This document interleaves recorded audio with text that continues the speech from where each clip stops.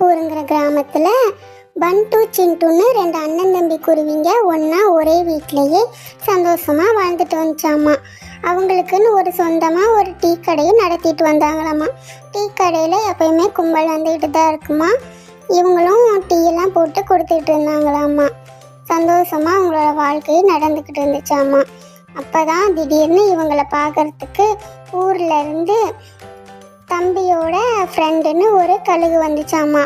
அந்த கழுகுக்கிட்ட தம்பி வந்து பேசிக்கிட்டு இருந்தாங்களாம்மா, என்ன எப்படி இருக்க அப்படின்ட்டு.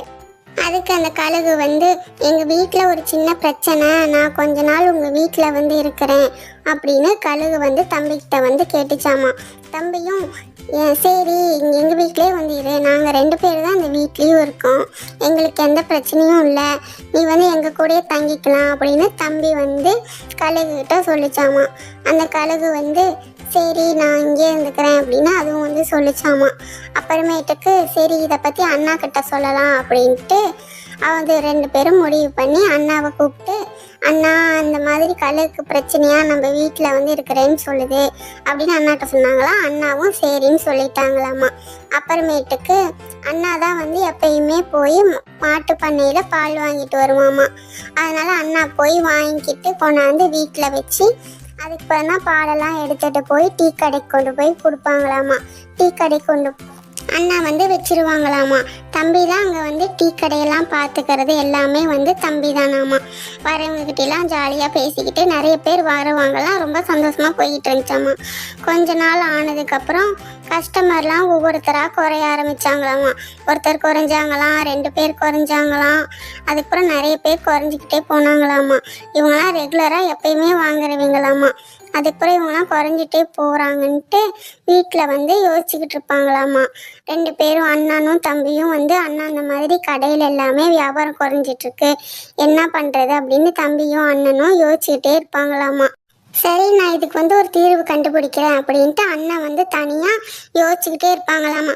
நம்ம தான் போய் பால் வாங்கிட்டு வரோம், நம்ம தான் கொண்டாந்து வீட்டில் வைக்கிறோம், நம்ம தான் கடையிலுக்கும் எடுத்துகிட்டு போகிறோம், எப்படி டீயோட தரம் குறையுதுன்னு அண்ணா யோசிச்சாங்களாம். அண்ணா அப்படி யோசிச்சுட்டு இருக்க இந்த கழுகு வந்து சூட்கேஸோடு எடுத்துக்கிட்டு யார் வீட்டுக்கும் முன்னாடி போய் நின்றுட்டு அவங்களுக்காக எதிர்பார்த்துட்டு இருக்குமாமா. தினமுமே எதிர்பார்த்துட்டு இருக்குமாமா. அப்புறமேட்டுக்கு தான் தெரியுது இந்த கழுகு வந்து பாலில் பாதி பாலுக்கு தண்ணி கலந்துட்டு மீதி பாலை எல்லாம் சூட்கேஸில் எடுத்து போட்டுக்கிட்டு போகிறத அன்னக்குருவி பார்த்துக்கிச்சாமா. அதுக்கப்புறம் அன்னக்குருவி இந்த கழுகு வந்து பின்தொடர்ந்து போய் பார்க்குமாமா. யார் வீட்டுக்கிட்டயோ போய் நிற்கிது, இந்த பாலெல்லாம் போய் எங்கேயோ எடுத்து கொடுக்குது அப்படின்னு அண்ணன் தனக்கு தானே பேசிக்கிட்டு, இதை தம்பிக்கிட்டேயும் நம்ம சொல்லணும், நம்ம மட்டும் இதை வந்து முடிவு பண்ண முடியாது அப்படின்னு தம்பிக்கிட்டேயும் சொல்லிடலாம், முதல்ல இந்த கழுகு வந்து வாட்ச் பண்ணணும் அப்படின்னு கழுகு என்ன பண்ணுதுன்னு கழுகு வந்து நோட்டம் வர ஆரம்பிச்சுதான் அண்ணன். கழுகு வந்து திருட்டுத்தனமாக இருக்கிற பாலில் பாதி பாலுக்கு தண்ணி கலந்துட்டு மீதிய பால்லாம் எடுத்து சூட்கேஸில் போட்டுக்கிட்டு தனக்கு தானே பேசிக்கிட்டு இருந்துச்சான். நம்ம இன்னும் கொஞ்சம் காசெல்லாம் சம்பாதிச்சதுக்கப்புறம் முதல்ல இங்கேருந்து கிளம்பும் அப்படின்னு பேசிக்கிட்டு இருந்துச்சான் கழுகு. அதுக்கப்புறம் அண்ணனும் தம்பியும் முதல்ல இந்த கழுகு வந்து பிடிக்கணும் அப்படின்ட்டு கழுகுக்காக அங்கே போய் 2 பேரும் ஆளுக்கு ஒரு பக்கமாக ஒளிஞ்சிக்கிட்டு கழுகு வரதை செய்வே பார்த்துக்கிட்டு இருந்தாங்களாம் அண்ணனும் தம்பியும். இன்னைக்கு இந்த கழுகு வந்தால் விடக்கூடாது, இதை எப்படியாவது பிடிச்சிடும் அப்படின்னு அண்ணனும் தம்பியும் டென்ஷனில் கழுகு வரத்தை சேவே பார்த்துக்கிட்டு இருந்தாங்களாமா. அந்த கழுகையே இன்னும் காணா, எங்கே தான் போச்சு அப்படின்னு பார்த்துக்கிட்டு இருந்தாங்களாம். அப்போ தான் அந்த கழுகும் வந்துச்சாமா. வந்துட்டு அது எப்பயும் போல் அது பாட்டுக்கு போய்கிட்டு இருந்துச்சாமா.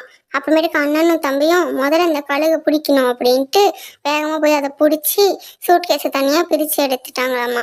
எடுத்துட்டு நீ ஏன் இப்படி பண்ணுற, நாங்கள் உனக்கு நல்லது தான் நினச்சோம், உனக்கு எதாவது கெடுதல் நினச்சோமா, ஆனால் நீ ஏன் இப்படி கெட்ட புத்தியோடு இருக்க, நீ இனிமேட்டுக்கு எங்கள் வீட்டில் இருக்க வேணாம், நீ எங்கள் வீட்டை விட்டு போயிடு அப்படின்னு சொல்லிட்டாங்களாமா.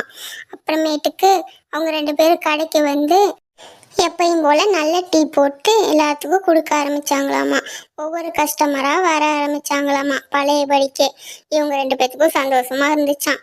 திரும்பி திரும்பி நிறைய பேர் வர ஆரம்பித்தாங்களாம். இவங்களாம் ரெகுலர் கஸ்டமர் தானே, அதனால் இவங்களும் இவங்களோட பிரச்சனையெல்லாம் புரிஞ்சுக்கிட்டு எங்களை மன்னிச்சிருங்க, நீங்கள் தான் இப்படி ஃப்ராடுத்தனம் பண்ணுறீங்கன்னு நாங்கள் தப்பாக நினச்சிட்டோம், அதனால் எங்களெல்லாம் மன்னிச்சிருங்க அப்படின்னு அந்த கஸ்டமரும் இவங்கக்கிட்ட கேட்டுக்கிட்டாங்களாமா. இவங்களும் சந்தோஷமாக நான் பரவாயில்ல அப்படின்னு சொல்லிட்டு எப்பயும் போலே ஜாலியாக இருக்க ஆரம்பித்தாங்களாம். அவ்வளோதான். ஒரு கெட்டவனை பிடிச்சி கொடுத்து இவங்க நிம்மதி அடைஞ்சிட்டாங்க. இந்த ஸ்டோரி அவ்வளோதான், முடிச்சிருச்சு. பிடிச்சிருந்தா சப்ஸ்கிரைப் பண்ணுங்க.